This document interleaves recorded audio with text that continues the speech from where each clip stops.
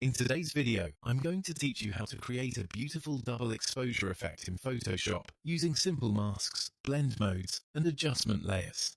This is a beginner-friendly technique, and the best part is that it only takes a few minutes to create something that looks polished and artistic. We'll be combining a portrait with a second image, like a landscape or texture, and blending them together in a clean, natural way.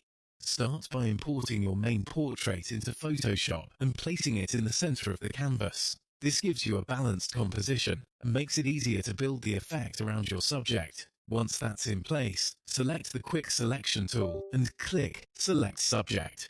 Photoshop will automatically detect and isolate the person for you. While that selection is being created, zoom in and check the edges carefully.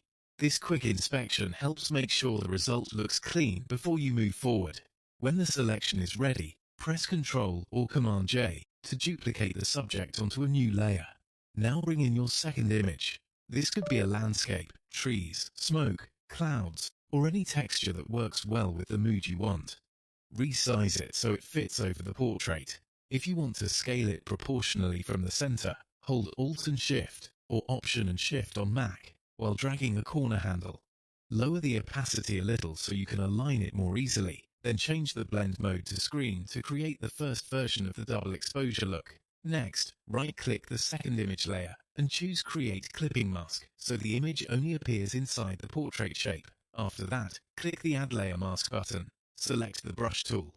Choose a soft round brush. Set the foreground color to black, and gently paint over any areas where you want to hide parts of the second image and reveal more of the portrait underneath. Work gradually here, using a soft brush for smooth transitions and a more natural blend.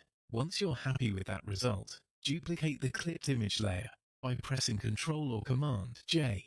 Delete the mask from this duplicated layer, change its blend mode to multiply, and lower the opacity a bit to introduce more depth and contrast. Then add a new layer mask to this duplicated layer and use the same soft round brush to hide about half of the image. This helps the effect feel softer and more balanced rather than too heavy.